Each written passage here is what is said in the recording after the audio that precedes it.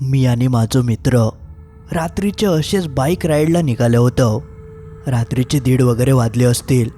तेवढ्यात आमका रस्त्याच्या कडेक एक मुलगी चालताना दिसली आणि माझो मित्र जरा अतिउत्साही, ज्यामुळे तो त्या पोरीक काहीतरी बोललो.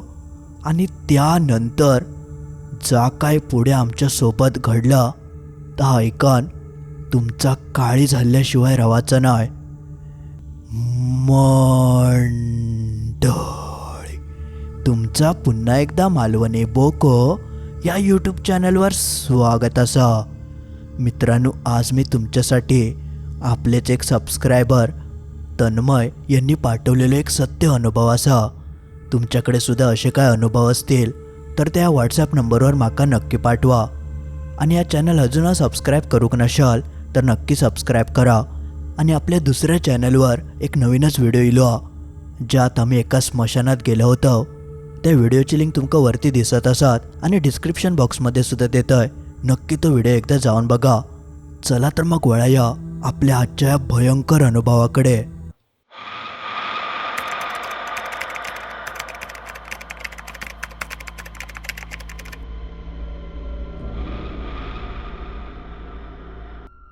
नमस्कार, माझं नाव तन्मय. आज मी तुमका माझ्या एका मावस भावासोबत घडलेलो एक भयंकर अनुभव सांगणार असं. त्याचं नाव होतं रोहित.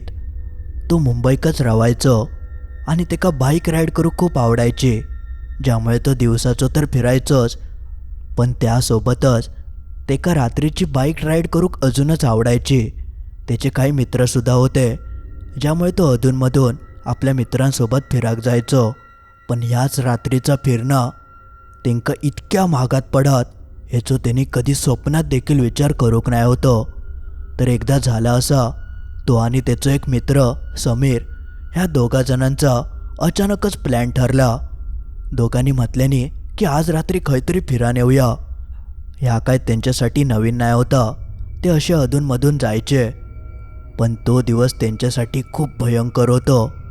तेव्हा ते बाईक काढून तर निघाले आणि जो रस्तो गावात त्या ठिकाणी ते जायचे. त्यांका नवनवीन ठिकाणी जाऊ खूप आवडायचा, ज्यामुळे झालेल्या ठिकाणी ते शक्यतो जाऊक बघायचे नाही.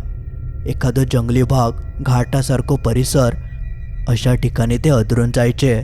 त्यावेळीसुद्धा त्यांनी असंच काहीसं घाटाचं आणि जंगली भाग निवडल्याने होतं, जय जास्त वाहनांची वर्दळ नसतं. आणि थंय जाऊन ते रात्रभर एक राईड मारून परत सकाळी घराकडे येणार होते. असं काहीसं त्यांचं पूर्ण प्लॅन ठरलं होतं. रात्री 8च्या दरम्यान ते बाहेर पडले आणि वाटेतच काहीतरी एका धाब्यावर त्यांनी जेवण वगैरे केल्याने आणि ज्या ठिकाणी त्यांना जायचं होतं त्या ठिकाणी ते जाऊक लागले.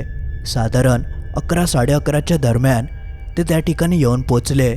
आणि थंय इल्यानंतर त्यांनी गाडी वगैरे लावल्याने आणि बाजूकच एक चांगली जागा बघून ते थंय बसले आणि त्या रात्रीच्या वातावरणाचं, आजूबाजूच्या परिसराचा चांगला आस्वाद घेत तिथे शांत बसान होते. बरोच वेळ गाडीचा प्रवास केल्यामुळे थोडा थकाकाव झालेला, ज्यामुळे तासभर थंय बसन आपण निघायचा असा काहीसा त्यांचा ठरला होता. थोडा वेळ बसल्यानंतर त्यांनी काही फोटो वगैरे काढल्याने आणि अखेरीस 12-12:15च्या दरम्यान ते थैसून निघाले. आता त्यांना परत घराकडे यायचं होता, पण 12 वाजून गेल्यामुळे रस्त्यावरची वाहतूक पूर्णपणे कमी झाली होती. एखाद दुसरी गाडी गावली तर गावली, नाहीतर संपूर्ण रस्ते रिकामे. पण ह्यांका रिकामे रस्ते खूप आवडायचे, कारण गाडी नसले की ह्यांका आपली बाईक पळवूक गावायची, ज्यामुळे ते अजूनच खुश झाले आणि वेगान गाडी पळवूक लागले. जाताना जरी त्यांका वेळ लागलो असलो तरी येताना जास्त वेळ लागणार नाही होतो, कारण मोकळे रस्ते होते. पण जसे ते थैसून बाहेर पडतात तेव्हा त्यांच्यासोबत जो काही प्रकार घडाक लागलो तो प्रकार बघून ह्या दोघा जणांका समाजल्यात नाही की ते त्या सगळ्यात कसे अडकले. तर झालं असं, माझं मावस भाऊ रोहित ह्यो मागसून गाडी चालवत होतो आणि समीर सगळ्यात पुढे. तो तसं एकदम बिंदास पोरगो, ज्यामुळे तो गाडी वगैरे वेगान पळवायचो. तर त्यावेळी झालं असं, समीरचं लक्ष गाडी चालवताना रस्त्याच्या कडेक गेलो तर थैसून एक साडी नेसलेली बाई हळूहळू रस्त्याच्या कडेसून चला होती. रात्रीचे 12:30 झालेले आणि रस्त्यावर जास्त काय लायटिव नाही. त्या बाईक बघून तो आपलो म्हणालो की ही बाई एवढ्या रातची एकटी करता काया. आणि मी तुमका आधीच सांगितल्याप्रमाणे समीर ह्यो थोडं अतिउत्साही होतो.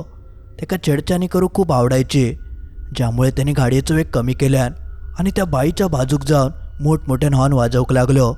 मागसून रोहित होतो. रोहितने ता दृश्य बघितल्यान आणि आपल्या गाडीचं वेग कमी केल्यान. तोपर्यंत समीर त्या बाईच्या बाजूक जाऊन गाडी थांबवून तिच्याशी बोलाक लागलो की खंय चाललास, मी तुमका सोडू काय, असे काय काय प्रश्न विचारूक लागलो. आणि तोपर्यंत रोहितसुद्धा त्याच्या जवळ येऊन पोचलो. पण ता सगळा बघून रोहित का काय बरोबर वाटला नाही. त्यामुळे तो म्हणालो, हे समीर काय आता करतं, चल नको तर काहीतरी करू नको. पण समीर काय ऐका नाही. तो आपलं त्या बाईक सतत प्रश्न विचारी, अहो चला तुमका सोडतंय, एवढ्या रातचे एकटे कशाक जातास. पण ती बाई काही एक याच्याकडे ढुंकानसुद्धा बघत नाही होती. ती आपली डोक्यावर पदर घेऊन सरळ पुढेच चाललेली. 2-3 वेळा प्रश्न विचारल्यानंतर अखेरीस रोहितने त्याला सांगितल्यान की ए बाबा चल, नको तर काय करू नको. असं म्हणान रोहित गाडी घेऊन पुढे चलाक लागलो. रोहित का पुढे जाताना बघून समीरने सुद्धा गाडी चालवल्यान आणि हॉर्न वाजवतच तो बाईच्या पुढे निघान गेलो. समीरचा या वागणं रोहित का थोडा बरोबर वाटला नाही होता. पण समीर ह्यो आधीपासूनच तसं अवली पोरगो होतो. तो असा काहीतरी उलटा सुलटा करतच असायचो, ज्यामुळे रोहितने एवढं काय मग लक्ष देऊक नाही. पण पुढे गेल्याच्या नंतर तसंच काहीसं परत प्रकार घडलो. जसं समीर रोहित का ओव्हरटेक करून पुढे निघान जाता, तेव्हा तेका परत रस्त्याच्या कडेन कोणतरी चालताना दिसला. ह्यावेळेक ती बाई नसन, एक पोरगी होती, साधारण 30 वयाची. तिने एक हिरव्या रंगाचा ड्रेस घातल्या नव्हतो आणि तीसुद्धा रस्त्याच्या कडेन चला होती. त्या पोरीक बघून समीर मनात म्हणालो, अरे ही पोरगी रातची काय चालली हा. ह्यावेळेकसुद्धा समीरच्या मनात तसा चिला आणि पोरीक बघून तो पटकन गाडी घेऊन त्या पोरीच्या बाजूक जाऊन थांबलो. जसं रोहित मागसून येतं तेव्हा त्याने बघितल्यान तर परत एका पोरीच्या बाजूक समीरने गाडी थांबवल्या नव्हती. ता बघून तर याने डोक्यावरच हात मारल्यान. बघता बघता रोहितसुद्धा थंय जाऊन थांबलो. ह्यावेळेक समीरने अक्षरशः त्या मुलीच्या आडवी गाडी थांबवल्या नव्हती आणि तो त्या मुलीक नाव विचारूक लागलो, खंय रावतास, चला मी तुमका सोडतंय, खूप उशीर झालो हा. पण ती पोरगी तेका कायच बोला नाही. नुसती गाडीच्या बाजूसून ती पुढे निघान जायची.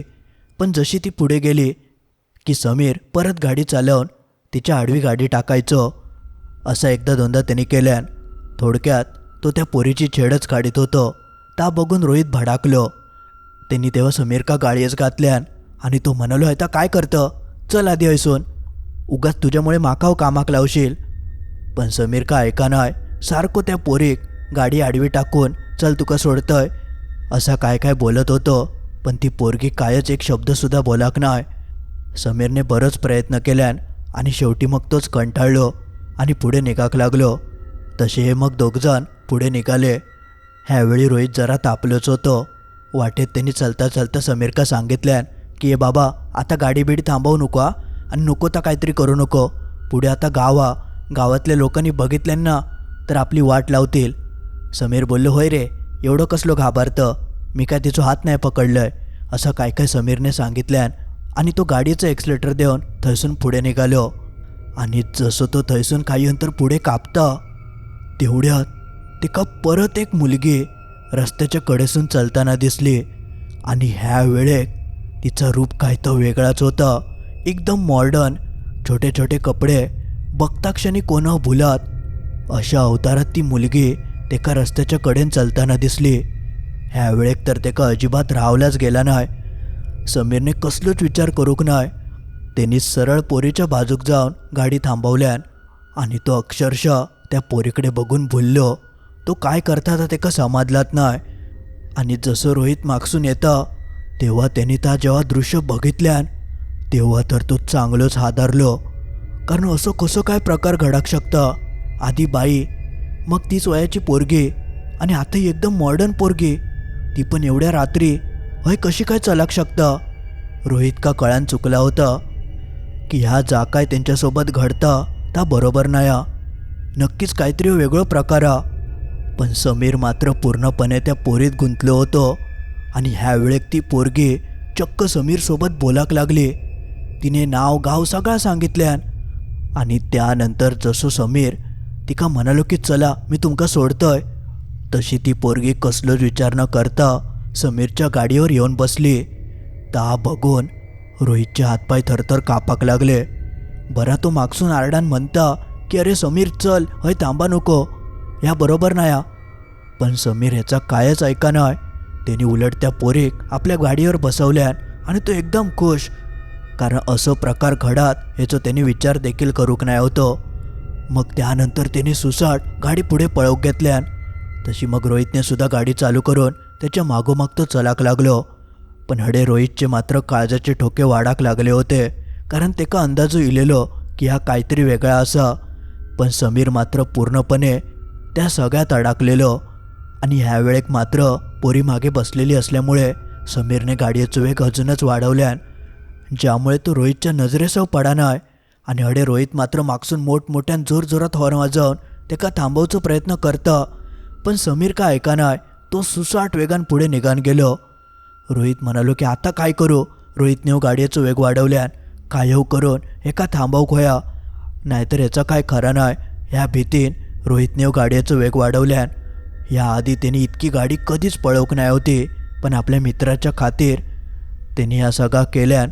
आणि 5-10 मिनिटात कशी तरी गाडी पळवून तो समीरच्या जवळपास येऊन पोचलो.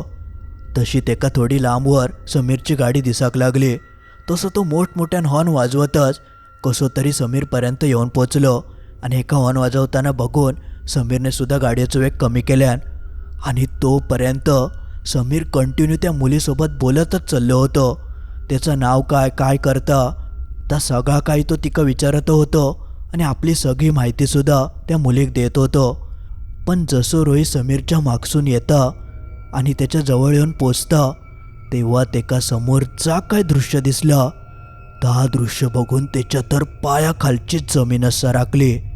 कारण जेव्हा रोहितच्या गाडीची हेडलाईट समीरच्या मागे पडली, तेव्हा तेका समीर गाडी चालवताना तर दिसलो, पण समीरच्या मागे तर कोण नाही होता. ता बघून ह्यो एकदम घाबरलो आणि पटकन मोठमोठ्यान हॉर्न वाजवून त्यांनी कसं तरी समीरका ओव्हरटेक केल्यान. आणि ओव्हरटेक करत असताना तेका जा दृश्य दिसला ता बघून तर तो अजूनच घाबरलो. समीर गाडी चालवता चालवता हातवारे करून मागच्या मुलीशी बोलता असा तेका दिसाक लागला. म्हणजे समीर अजूनव त्या मुलीशीच बोलत होतो, पण मागे तर कोण नाया, मग हे बोलता कोणाशी असो प्रश्न रोहित का पडलो. म्हणून त्यांनी पटकन गाडी त्याच्या आडवी टाकल्यान आणि तेका थांबवल्यान. थांबवल्याबरोबर समीर म्हणालो अरे का आला, कशा गाडी आडवी लावलं. तेव्हा रोहितने विचारल्यान अरे त्या मुलीचं काय केलं, काय उतरलं तिका. तसं समीर म्हणालो काय, अरे ही काय मागे बसली असा म्हणान जेव्हा तो मागे वळण बघता तर मागे कोण नाही. त्या क्षणी समीर इतको घाबरलो की पुऱ्या जन्मात तो कधी इतको घाबरलो नसत. तो पूर्णपणे तो घामान भिजलो, कारण आतापर्यंत त्याका असं पूर्ण जाणीव होत होती की ती पोरगी अजूनव त्याच्या मागे बसली आणि त्याका गाडीवर पूर्ण जाणवत होता की मागे कोणतरी बसला आणि अधूनमधून स्पर्श देखील होत होते. आणि त्या पोरीक मागे बसवल्यापासून यांनी वाटेत खयच गाडी थांबवक नाही. उलट तो इतको वेगान गाडी चालवत होतो की एवढ्या चलत्या गाडीत उतरणं शक्यच नाही, ज्यामुळे तो प्रचंड घाबरलो. त्याची बोलतीच बंद झाली. मी तुमका आधीच सांगितल्याप्रमाणे समीर ह्यो एकदम बिंदास पोरगो, सहसा कशाक घाबरणारो नाही. पण ह्यो प्रकार जेव्हा त्यांनी अनुभवल्यान तेव्हा तो पूर्णच हादरान गेलो. हातपाय त्याचे कापाक लागले. एका क्षणासाठी तेका समजलाच नाही ह्यो नेमको काय प्रकार घडलो. पण जसं या सगळा घडता तसे हे दोघजण इतके घाबरले की जीव घेऊन थैसून सुसाट निघाले. त्यांनी वाटेत खयच मग गाडी थांबवक नाही. पुढे गेल्यानंतर एक चायची टपरी गावली. थंय मग त्यांनी गाडी थांबवल्याने आणि चाय वगैरे पिऊक लागले, कारण जा काय घडला होता ता इतक्या भयंकर होता की त्यांनी कधीच विचार करूक नाही होतो की असाव काय त्यांच्यासोबत घडत. चाय पित असताना अक्षरशः समीरचे हातपाय थरथर कापत होते. तेका कळत नाही होतं की हा काय घडलं आणि घडलेल्या प्रकारात तो जबरदस्त घाबरलो होतो.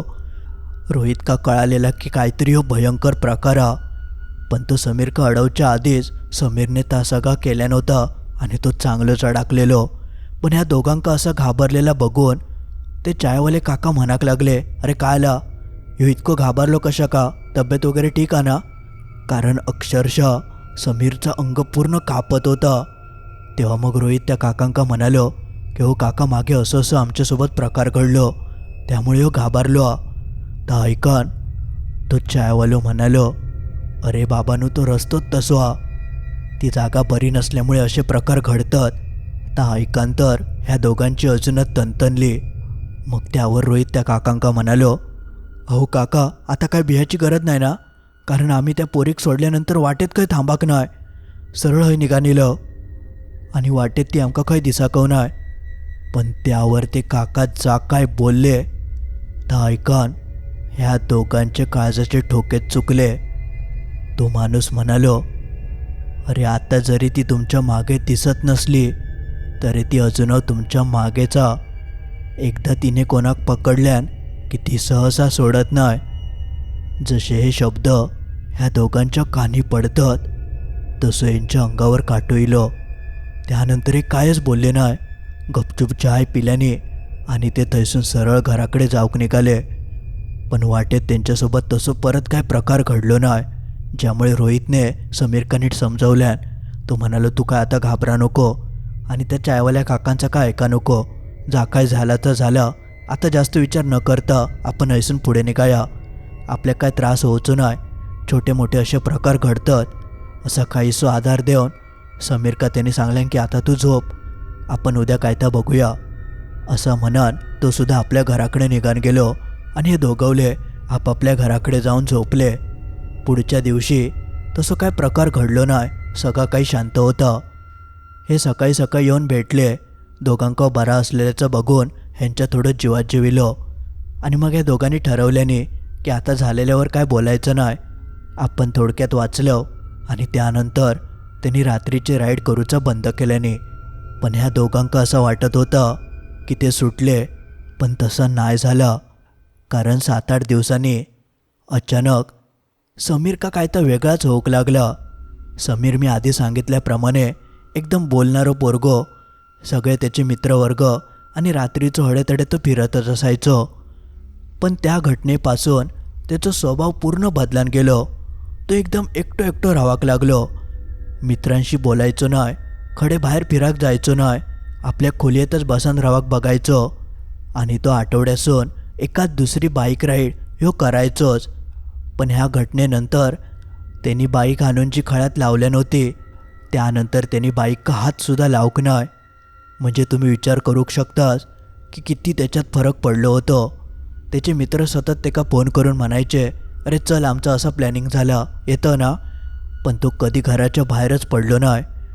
पहिल्यांदा रोहित का वाटलेला की ह्या घडलेल्या प्रकारामुळे तो घाबरलो, म्हणून जास्त काही फिराक जायत नाही, म्हणून त्याने काय एवढं लक्ष दिलं नाही. त्याला वाटलं की जसे दिवस जातले तसं हळूहळू त्याला बरा वाटत. पण समीर ह्या सगळ्यासून कधी बाहेर पडलोच नाही. जवळजवळ महिनो 1.5 महिनो आलो. तो एका वेगळ्याच जगात काहीतरी जाऊन अडकलो. घरच्यांशी त्याचं जास्त बोलणं व्हायचं नाही. रोहित एकदा दोनदा त्याला बोललो. रोहित का वाटला होता की हळूहळू ह्या सगळा बरा होईल, कारण बाकी तसं काय त्याला त्रास नाही होतो. पण जसे 1-2 महिने उलटान गेले तेव्हा अचानक एक दिवशी रोहित का रात्री समीरचं फोन इलो. रात्रीचे 2:30 वगैरे वाजले असतील. एवढ्या रातचं तो फोन बघून रोहितने पटकन फोन उचलल्यान आणि विचारूक लागलो काय आला. तेव्हा समीर समोरसून म्हणालो, रोहित, अरे त्या दिवशी जी मुलगी माका वाटेत गावली होती ना, ती मुलगी अजूनही माका दिसता.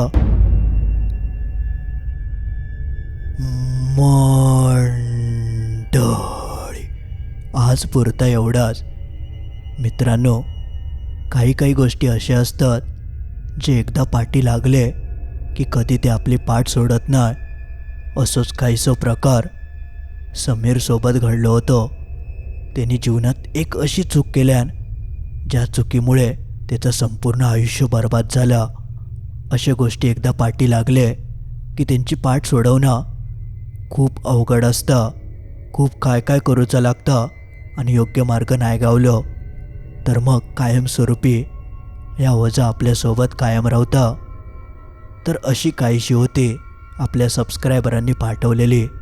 त्यांची ही एक भयंकर गोष्ट जी तुमका कशी वाटली त्या कमेंटमध्ये नक्की कळवा.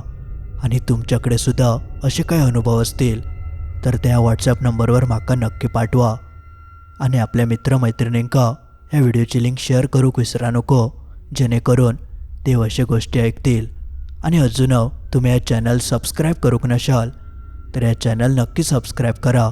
चला तर मग लवकरच भेटाया असंच काहीसं भयंकर अनुभव घेऊन शुक्रवारी ठीक रात्री 10:30 वाजता.